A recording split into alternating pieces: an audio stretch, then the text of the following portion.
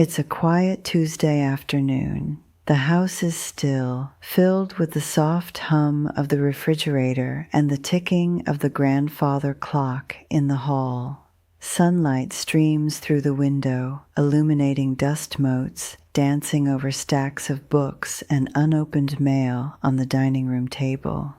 Then the phone rings, its shrill sound cutting through the silence. It's your daughter. Her voice is gentle, but the words land with the weight of a stone. "Mom, we need to talk about the house."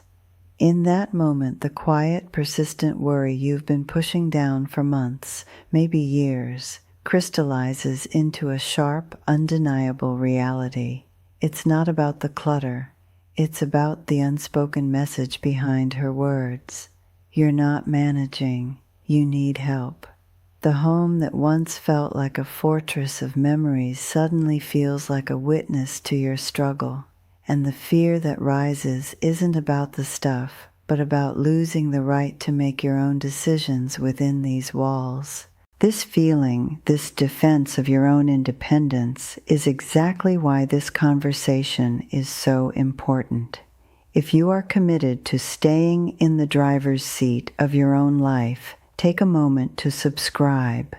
This channel is a resource for those who refuse to hand over the keys, because what we're facing isn't a cleaning problem, it's a decision problem. For years, we've put off choices about the objects that surround us, and now they've accumulated into a physical representation of that delay. Today, we will not talk about color-coding closets or finding the perfect storage bin. Instead, we are going to confront 5 hard truths about decluttering after 60 head-on. This isn't about guilt. It's about strategy. It's about giving you a framework to ensure you remain the author of your own story. And the 5th truth is the one nobody ever mentions, yet it is the single most important factor in protecting your future. Stay for it. Let's walk through your home, not with the eyes of a visitor, but with the honesty of its sole resident. Look at that stack of magazines by the armchair. Each one represents a postponed moment of relaxation. The boxes in the spare room, they are collections of deferred decisions, conversations with your past that you promised to have someday. This isn't about mess. This is the physical evidence of a life lived so fully that there was never time to process the artifacts it left behind. Each object whispers a story, and the idea of silencing it feels like a betrayal. That chipped teacup isn't just a cup, it was your mother's favorite. Those old vinyl records aren't just music, they are the soundtrack to your first love. The guilt tied to discarding these items is immense, because it feels like you are discarding the person, the memory, the feeling itself. Your home has become a museum of good intentions and unresolved chapters, and the weight of being its curator is becoming heavier every single day. The true battleground, however, is not in the boxes or the closets. It's in the conversations you have with yourself when the house is quiet. It's in the sharp, defensive tone that surfaces when a loved one offers to help you sort through things. That defensiveness is a shield, and what it's protecting is your identity. For decades, you were the one in control, the manager of schedules, the keeper of traditions, the steady hand at the center of the family. The clutter, in a strange way, is proof of that competence. It's the byproduct of a busy, capable life. To admit you need help with it now feels like confessing that this identity is fading. It feels like validating the quiet, terrifying fear that you might be becoming a burden. Your children see a safety hazard. You hear an indictment of your ability to govern your own life. Every suggestion to downsize or declutter isn't an offer of help. It's a challenge to your sovereignty within the very walls that are supposed to be your sanctuary. And what are these objects really? They are anchors. They are anchors to the person you were. That collection of cookbooks represents the young mother who hosted every holiday. The business suits in the back of the closet are the uniform of the respected professional you once were. The half-finished knitting projects are a testament to a creative mind that was always buzzing with ideas. Letting go of these things is terrifying because it forces the question, if I am no longer that person, who am I now? The clutter serves as a buffer against the vast, intimidating emptiness of that question. It fills the space, both physically and emotionally. As long as the evidence of your past selves surrounds you, you don't have to fully confront the blank page of your future. This is why the process is so paralyzing. It's not about sorting porcelain from paper. It's about grieving who you've been to make room for who you are yet to become. It is nothing less than the emotional work of reinventing yourself. Then comes a moment of sharp, unwelcome clarity. It doesn't arrive with a dramatic phone call, but on a perfectly ordinary afternoon. You're looking for an important document, an insurance policy, a car title, and you find yourself rummaging through a drawer that hasn't been fully opened in years. It's a tangled nest of old warranties, birthday cards from a decade ago, and keys to locks that no longer exist. Frustrated, you turn to a box in the corner, and as you do, you nearly trip over a stack of old magazines you'd meant to read. In that split second of lost balance, the truth hits you with physical force. This isn't a home, it's an obstacle course. The clutter is no longer a passive collection of memories. It's an active threat to your safety and your peace of mind. The question that rises is not born of guilt or pressure from others, but from a deep, instinctual need for self-preservation. If I don't take control of this now, while I still can, who will? And on whose terms?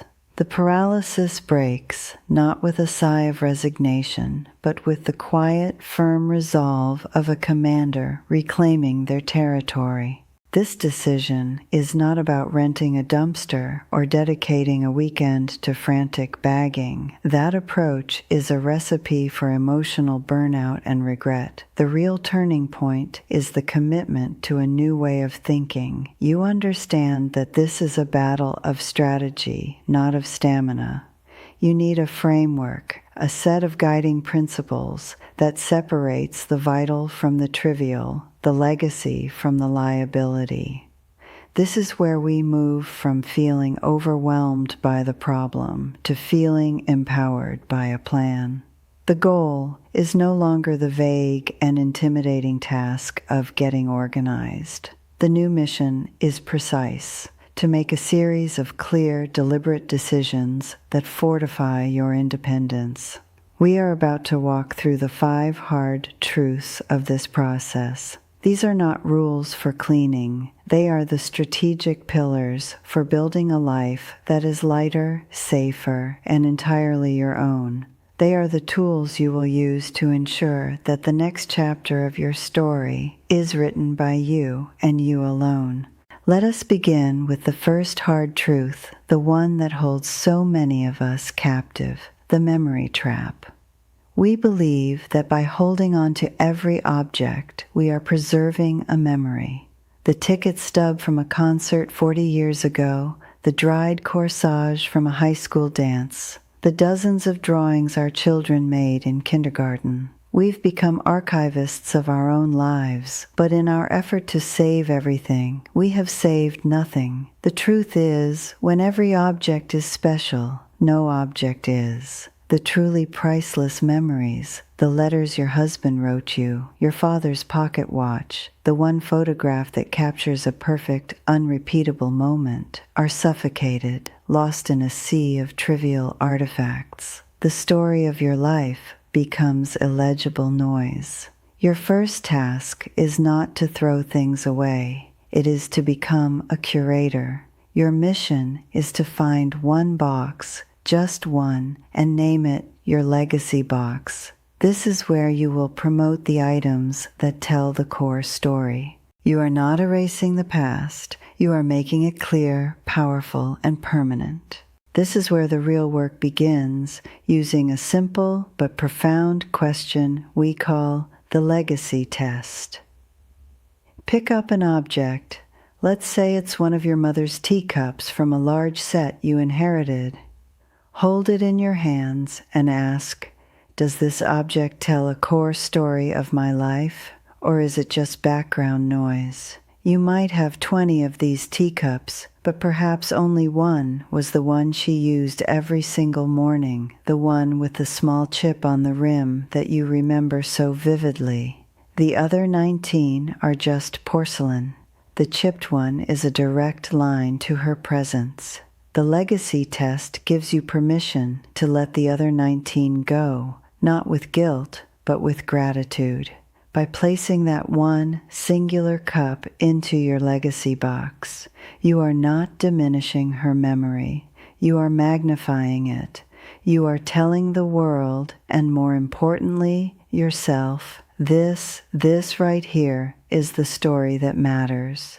This is how you transform a cluttered shelf into a sacred memorial. It is an act of love, clarity, and profound self-respect. Now we must confront the second hard truth, which occupies so much of our physical space, the someday illusion. This is the ghost that haunts our closets, basements, and spare rooms. It's the stack of expensive art supplies for the painting hobby you were going to start someday.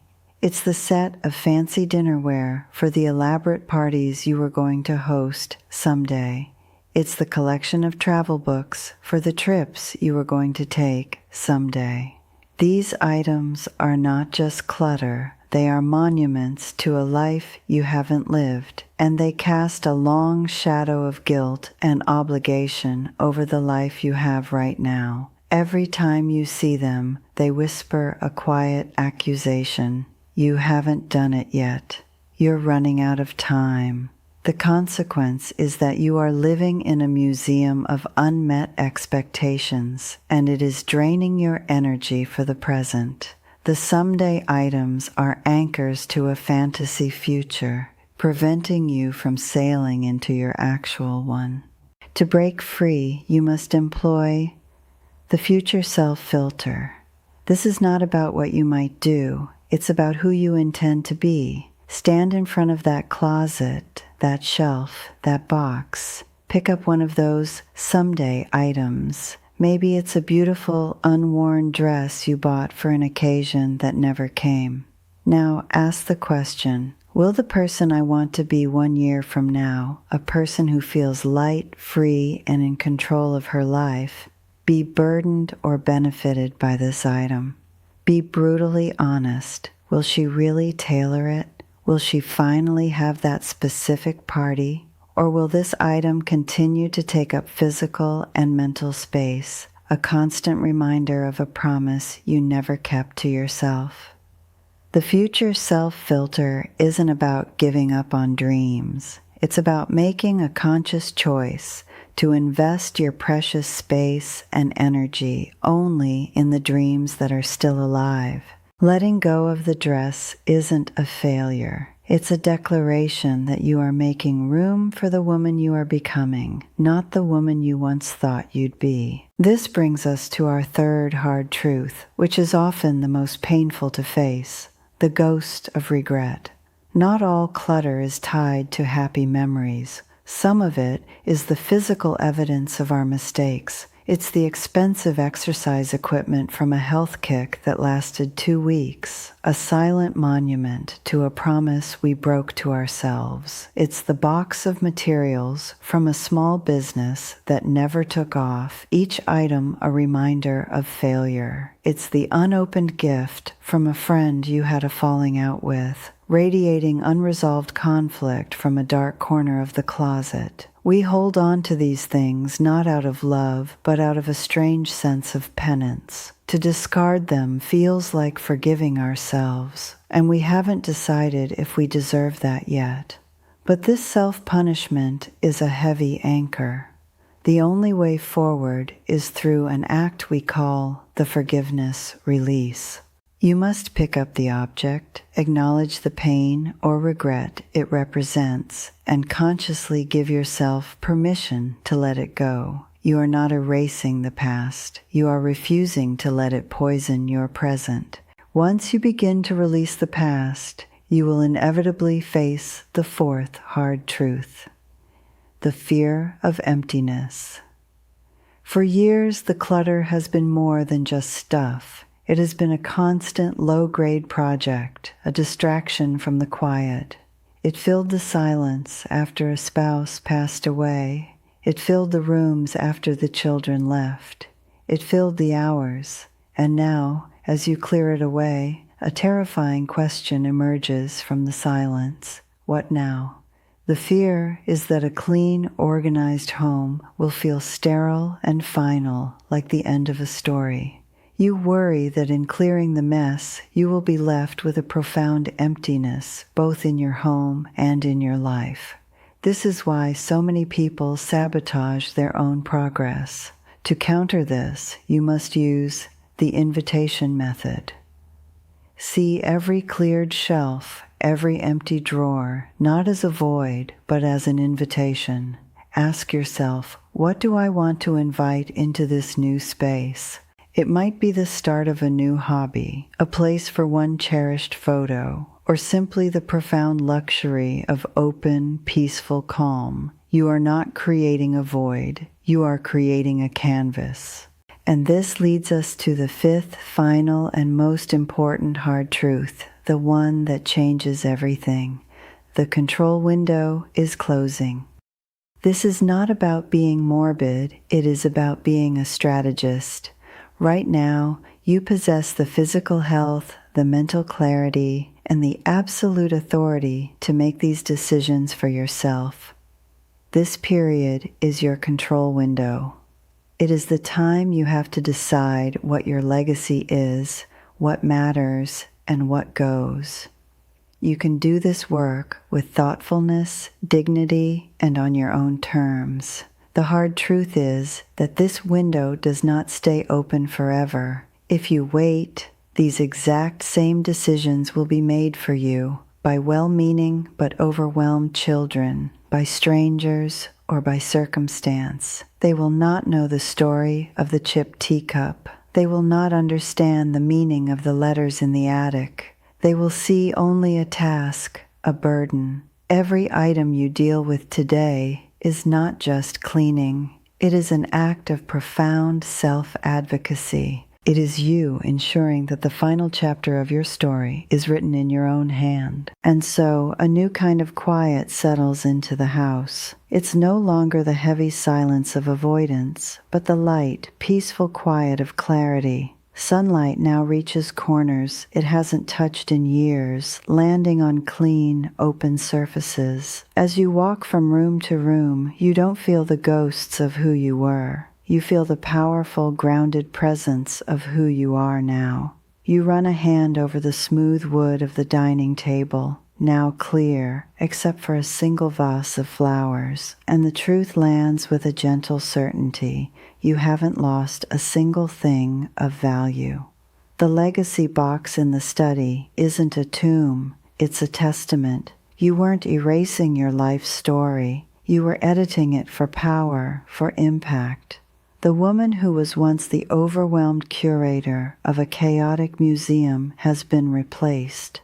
In her place stands the deliberate architect of a sanctuary, a space designed not to hold the past, but to launch the future.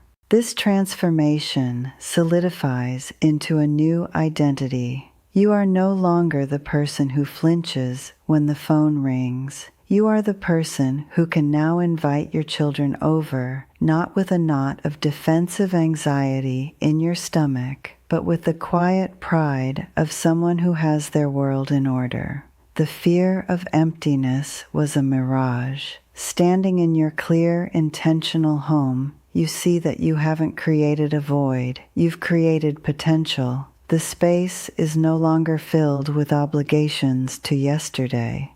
It is filled with invitations for tomorrow. This was never about cleaning. It was about reclaiming territory. It was about looking at the future and deciding with unshakable conviction that you would meet it on your own terms. The house is no longer a reflection of a life that has been lived, but a clear and ready foundation for the life that is still to come. You have become the author again. The quiet in the house is different now. It's no longer the heavy, stagnant silence of avoidance, but the light, resonant quiet of clarity. Sunlight, once a harsh spotlight on dust and disorder, now pools on clean, open surfaces, warming the wood of a dining table that has been cleared for the first time in a decade. As you walk from room to room, you don't feel the oppressive weight of the past pressing in on you. The ghosts have left. In their place is the powerful, grounded presence of the woman you are today. You run a hand over a clear countertop and understand with a certainty that settles deep in your bones that you haven't lost a single thing of value. The legacy box in your study isn't a tomb filled with relics. It is a concentrated testament to a life well lived. You weren't erasing your story. You were editing it for power, for impact, ensuring the most important parts would be read loud and clear. This is not loss. This is distillation. This transformation ripples outward, changing not just your space, but your very identity.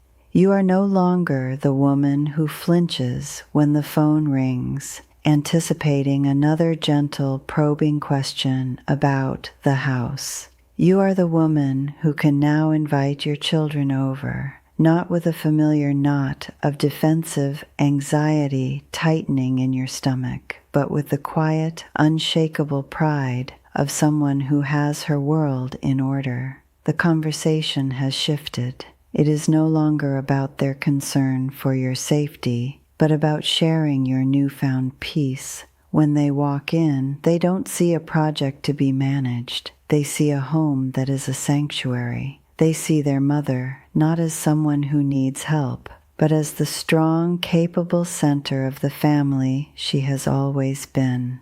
You have not just cleared your home. You have reset the terms of your own narrative, reminding everyone, including yourself, that you are still in charge.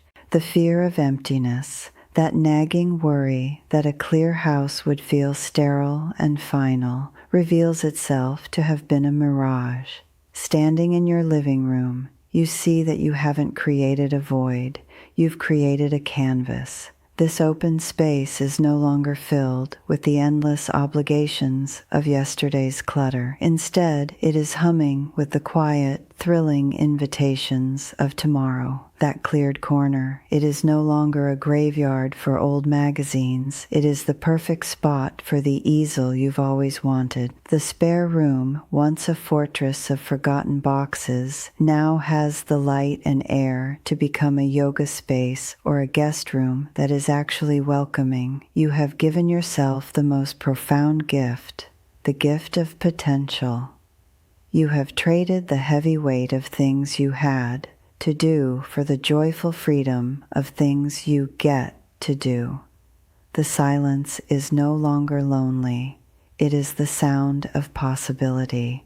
And in this newfound clarity, the ultimate truth becomes undeniable. This was never about cleaning. It was never about finding the right storage bins or achieving a minimalist aesthetic. This was about reclaiming territory. It was a strategic campaign fought and won on your own terms for the preservation of your own soul. It was about looking at the future, not with fear, but with the steady gaze of a commander, and deciding with unshakable conviction that you would meet it prepared. Every box you sorted, every difficult decision you made was an act of profound self-advocacy. You are not just decluttering a house, you are fortifying the walls of your independence. You have transformed your home from a reflection of a life that has been lived into a powerful, functional foundation for the life that is still to come.